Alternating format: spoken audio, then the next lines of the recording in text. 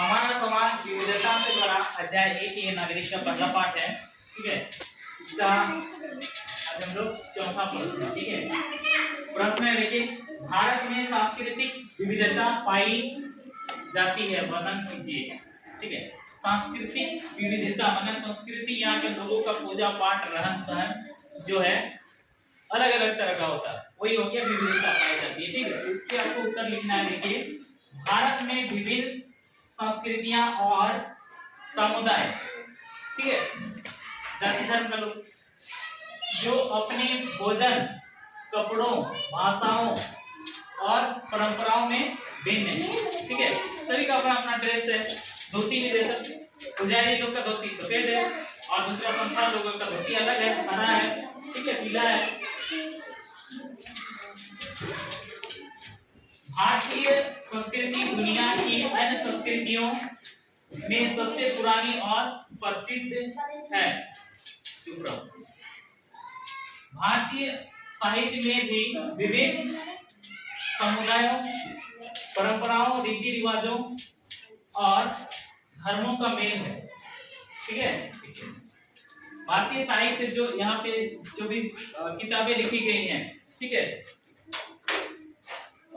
धार्मिक किताब हो या फिर औषधि किताब हो या कोई नाटक कहानी का किताब हो, ठीक है, उस पे भी अलग अलग समुदाय और परंपरा, रीति रिवाज और धर्मों का मेल उसमें देखने को मिलता है। ठीक है, भारतीय संस्कृति की विविधता दुनिया भर में प्रसिद्ध है।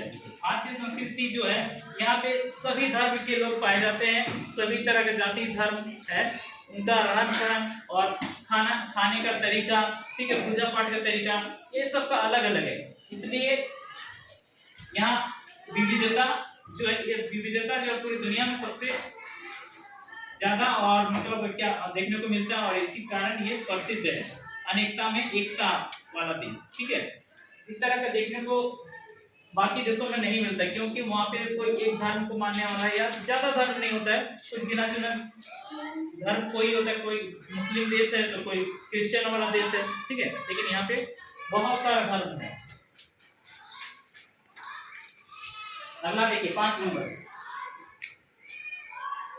विद्यालय समाज का लघु रूप है, कैसे? ठीक है, विद्यालय समाज का लघु रूप है कैसे? समाज जहाँ हम लोग रहते हैं तो विद्यालय भी हम लोग कुछ घंटों के लिए आके रहते हैं। ठीक है, इसमें क्या है कि अलग अलग गांव, अलग अलग परिवार से बच्चे आते हैं विद्यालय में, है ना, तो ये हमारा एक समाज ही बन जाता है, एक समूह बनता है। ठीक है, तो उसका एक लघु रूप है ऐसे।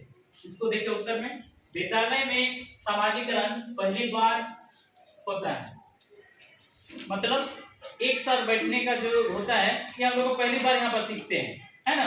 परिवार में तो जो कुछ आदमी है, 4 आदमी, 8 आदमी या 10 आदमी होंगे, ठीक है, लेकिन स्कूल में बहुत ज्यादा होते हैं और सब एक साथ मिलके बैठते हैं, यानी बच्चा दूसरों के साथ रहना, अपने दुख सुख बांटना सीखना शुरू कर देता है। ठीक है, अपना दुख सुख बताते हैं ना कि आज मेरे साथ ऐसे कुछ हो गया, आपको चोट लग गया, या फिर आज हम ये खाना खाए, आपको बहुत अच्छा लगा, इस तरह का बात नहीं होता है, सुख का बात होता है, दुख का बात होता है। ठीक है, बहुत तरह की चीज सीखते हैं।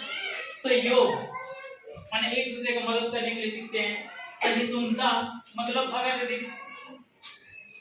खेल में अगर यदि चोट लग जाता है तो भी हम लोग उसको बर्दाश्त करने सीखते हैं। ऐसा नहीं कि उसका घर से एकदम पूरा मार काट शुरू कर देंगे, ऐसा नहीं होता है, चलो गलती से लग गया, है ना, होता है। इस तरह से उन्हें सहन करने में क्षमता भी हम लोग यहाँ पर सीखते हैं। प्रेम मतलब सबसे एक दूसरे के साथ मिलजुल के रहना है, इस चीज को भी हम लोग समझते हैं। मित्रता, ठीक है, दोस्ती माने एक दूसरे के काम कैसे आना है, ये सारा चीज हम लोग को यहाँ से स्कूल से सीखने को मिल जाता है। और सहानुभूति के गुण जो समाज में बहुत ही आवश्यक है। सहानुभूति के गुण मतलब किसी का कोई तकलीफ हो जाता है, ठीक है, तो उसमें देख के हमको हंसना नहीं है, हमको उसका दुख को, तकलीफ को समझना है और उसका जितना हो सके मदद करना है। ठीक है, तो ये हो गया तुम्हारा सहानुभूति में। इसलिए स्कूल एक मिनी सोसाइटी का प्रतिनिधित्व करती है। ठीक है, मिनी सोसाइटी या इंग्लिश वर्ड डाला गया है, एक हो गया लघु समाज कह सकते हैं इसको ना हिंदी में, का प्रतिनिधित्व करता है। मतलब यहीं से हम लोग को सब कुछ सीखने को मिल रहा है। ठीक है।